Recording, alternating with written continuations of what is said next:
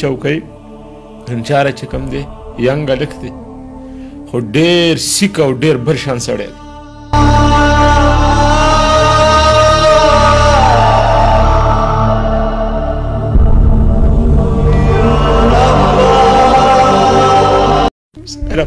د دې ګیرې تپوس مې وکړه چې دا زما نه دا ګیرې ستا د دې اړه د دومره څه نه راتله. زما څوک هم نشته، زما بس یو الله دی، هر څه مې الله ته پرېښي. ډېر غلط نوم مې راپورې کړو، دی به زه وجلی وی، خو داسې بیا راسه نه کولې.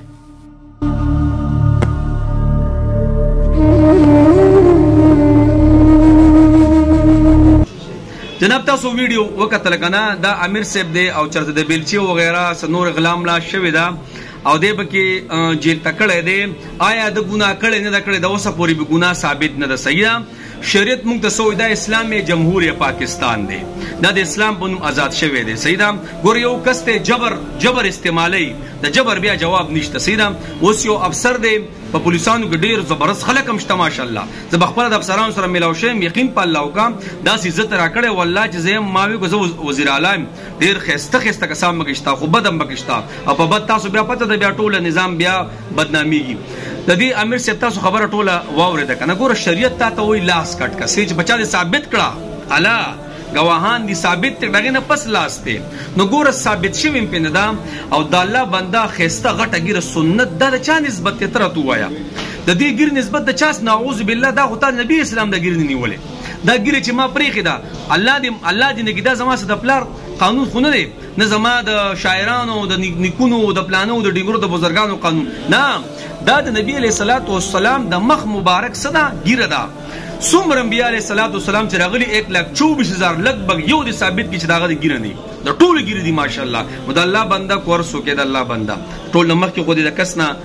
ما دغه غواړه ما پیو غواړه اخو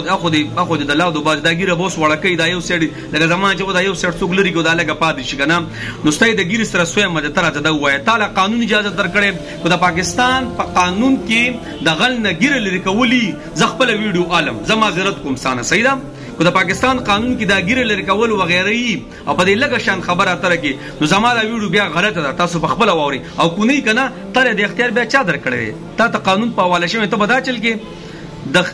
د نبی اسلام د سنتو مذاق پوړاوي. جناب څومره چې اعلی عہدیداران دي کوم چې ډوپیو وغیره دي اته په دې اکشن والی په دې خبرو لک اکشن آلی ز ټول مشران ته په دې خبرو اکشن آلی ان یقین په الله وکړه به صباح الهول بس سٹارټ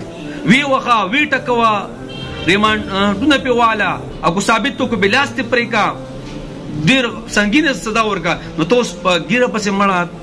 یاره یقین په الله وکړه بس ته یا پویږي نه ورسو کې خو پویږي نه هیڅ نشم ویلې جناب غلطی دی کړي غټه غلطی دی کړي دا د سنت دی نبی علیہ السلام نعوذ بالله لکه تا چې د نبی علیہ الصلوۃ والسلام دا ګیر رانه وړي دا مونږ ته هغه تعلیم کړي چې ګیری پرې دی دا مونږ ته ما غوته ته وی کنه زما پلار او نیکو پردا دو دا چې بزرګان او دا شاعران هغه دا نه دی ویلي دا زما نبی ماته ویلي دي چې ګیره زما سنت ته دا وګدکا دا زما نبی ماته ویلي دي ګیره خرول وغیرہ دا ګناه دا زما نبی ماته ویلي دي ګیره ساتل دا واجب دي دا زما نبی ماته ویلي دي او ته دغه ګیره رااله مړو خبره اترې بس کېوش دا چل کې هغه چل کې په نو کې رو باسي دغه چې دا کم پولیسانو مړه زه دوی ته والله بس ته یا تاسو د ایمان سو مړه خو یو افسر دی کنه یقین وکم د دې د پاسه یو غټ افسر دی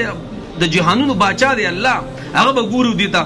استشمل والله ډېر سخت به سور شمبسته دا ظلمونه چې کیږي کنه قسم نه مړه الله یې زوم نظام برابر کی نظام چې غوونه بسړی نسی الکه چې سم مستحق ته سزا ورکړه لاول کو پتا ثابت کړی نه دا ته به څنګه ګیری وباسي ریمانټونه پتا ورکړه ثابت اول دی